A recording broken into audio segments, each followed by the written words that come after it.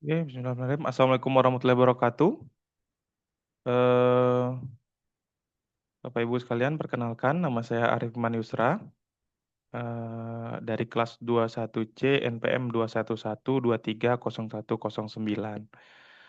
Pada kesempatan kali ini saya ingin menyampaikan sebuah video presentasi untuk memenuhi asesmen akhir semester perkuliahan kepabeanan dan ekspor impor dengan dosen pengampu Dr. Safrianita STMT. Baiklah, pada kesempatan kali ini kita eh, ada ada dua persoalan yang dibahas pada asesmen akhir semester ini yang saya bagi dalam 4 bagian, yaitu eh, salah satu kebijakan impor adalah dengan menerapkan mekanisme larangan dan pembatasan atau LARTAS dengan berbagai peraturan yang dikeluarkan oleh berbagai kementerian atau lembaga. Pada kesempatan ini, kita diminta menjelaskan pertimbangan diterapkannya mekanisme LARTAS tersebut, kemudian memberikan contoh penerapan LARTAS ini pada yang terjadi di Indonesia gitu ya. Untuk yang kedua, persoalan kedua adalah program digitalisasi prosedur ekspor impor menjadi salah satu target nasional sejak sebelum kedatangan sarana pengangkut sampai dengan keluar dari kawasan kepabeanan. Dan juga sebaliknya, saat ini telah dikembangkan beberapa aplikasi dengan prinsip single submission. Jadi nanti akan kita bahas tentang single submission itu, makna dari single submission tersebut, berikut dengan contoh aplikasi single submission ya tersebut. Oke, kita lanjut. Untuk yang pembahasan pertama adalah pertimbangan ya. Pertimbangan diterapkannya LARTAS ya. LARTAS itu sendiri adalah larangan dan pembatasan merupakan ketentuan pemerintah untuk mengendalikan impor barang tertentu demi menjaga keselamatan, kesehatan, keamanan lingkungan, serta melindungi industri dalam negeri. Berapa pertimbangannya, yaitu yang pertama, perlindungan terhadap kesehatan, keselamatan, lingkungan hidup atau K3L. Banyak impor, banyak barang impor seperti bahan kimia berbahaya, produk elektronik, dan makanan atau minuman yang dapat membahayakan kesehatan manusia atau merusak lingkungan jika tidak diawasi dengan ketat. Yang kedua adalah standarisasi dan kepatuhan teknis. Penerapan SNI wajib oleh Kementerian Perindustrian bertujuan agar produk yang masuk ke Indonesia memiliki kualitas dan keamanan sesuai dengan standar nasional. Yang ketiga, perlindungan industri dalam negeri. Lantas melindungi industri nasional dari gempuran produk impor yang harganya lebih murah, namun berpotensi merusak pasar domestik. Kemudian kepatuhan terhadap perjanjian internasional. Dan terhadap Indonesia sebagai anggota WTO dan ASEAN harus menjaga keseimbangan antara keterbukaan perdagangan dan pengamanan nasional melalui pengaturan teknis. Semua lartas ini di Indonesia sendiri diatur dalam landasan hukum. Yang pertama adalah dari Kementerian Perindustrian RI 2008 sampai 2022, Peraturan Menteri tentang SNI wajib untuk produk elektronik. Di produk yang terkena SNI wajib tidak dapat diimpor tanpa sertifikasi dari LS Pro atau lembaga sertifikasi produk yang diakui Kemenperin.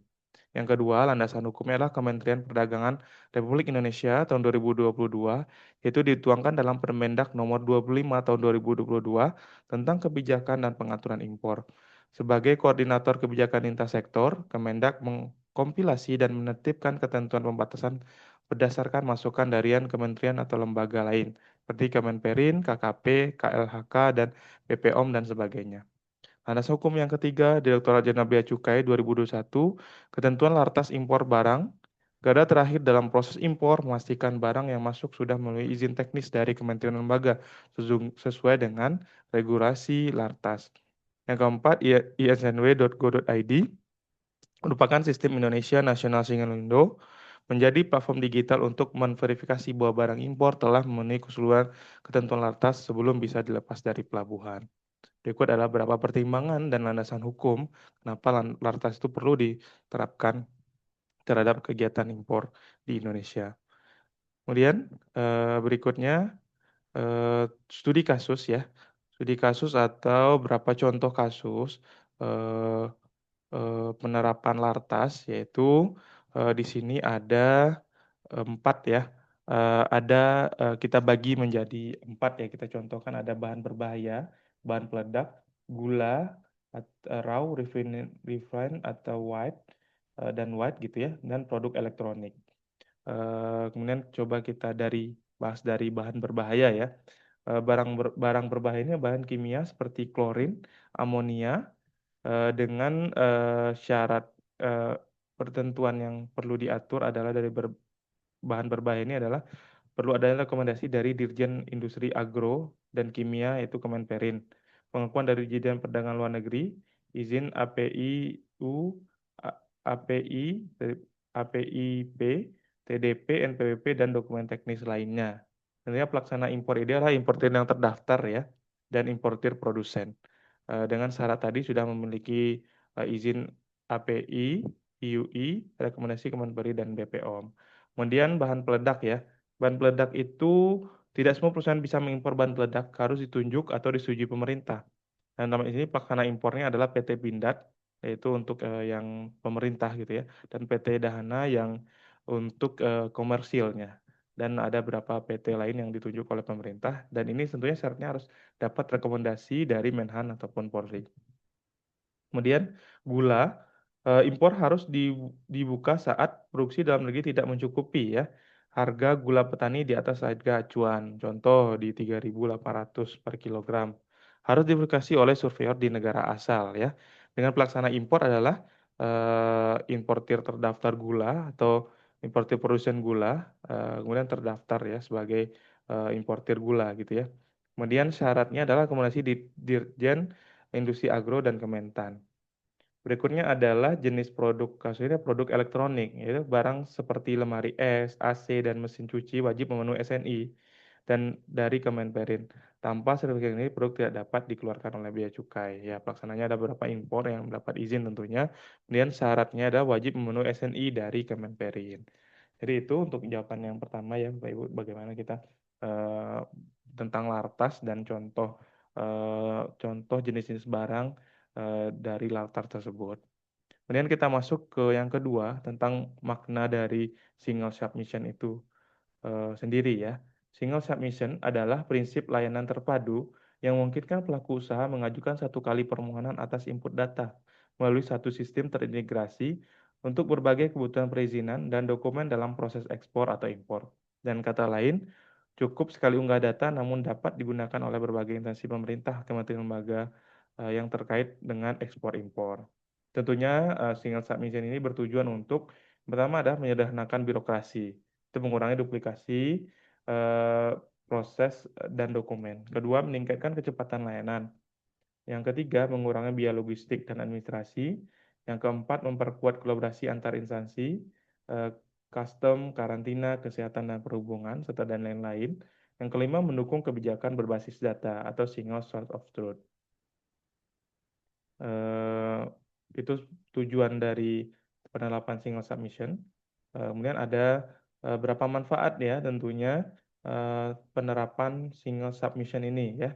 Dari sebelumnya proses tersebut manual, yaitu proses terbesar antar instansi. Setelah diterapkannya single submission ini adalah eh, adanya paperless ya, dan sistem semua sudah terintegrasi.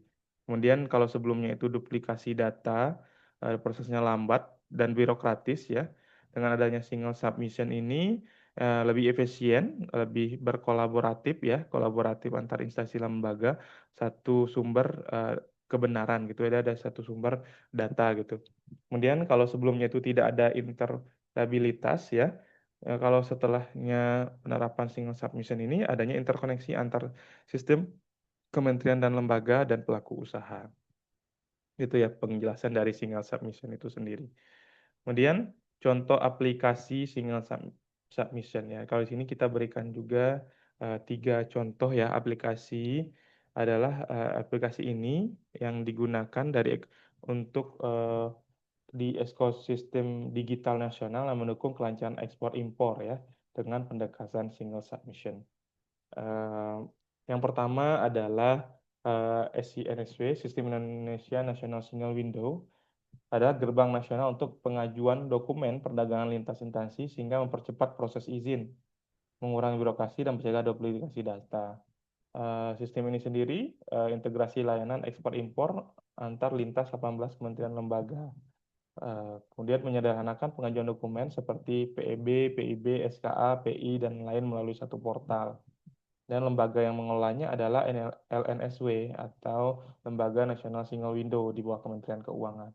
Dengan cakupan integrasi, tadi ya terintegrasi dengan 18 kementerian lembaga, seperti Kemendak, BPOM, Kemenhub, Kemenperin, dan lain-lain. Kemudian sistem pendukung, jadi sistem ini didukung oleh BPOM, BPOM ya, Inatred, SIN, INAS ya, dan SKA serta lain-lain.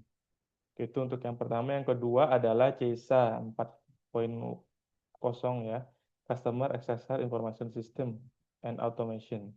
CISA 4.0 ini mendukung dari sisi operasional teknis bea cukai, memastikan efisiensi internal, pelayanan berbasis aktivitas, dan konektivitas dengan sistem logistik nasional. Sentralisasi semua proses layanan bea cukai, minimalisasi duplikat proses dan mempermudah otomasi layanan kepabeanan. Lembaga yang lain tentunya Direktorat Jenderal Bea Cukai ya. Dan cukupan integrasinya adalah terintegrasi dengan INSW, Inaport.net, SP2, dan DO Online, dan sistem internal bea cukai. Mendukung smart targeting dan CESA portal.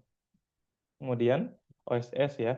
Kalau OSS ini sendiri, eh, OSS memungkinkan pelaku usaha mengurus semua jenis izin yang dibutuhkan secara online dalam satu sistem yang sudah terhubung dengan SINSW, menjadikan awal dari proses legal ekspor impor, yaitu pengajuan perizinan usaha secara terpusat. Jadi kita ada NIB, izin operasional dan lain, dan menyatukan dengan sistem ekspor impor melalui integrasi ke INSW.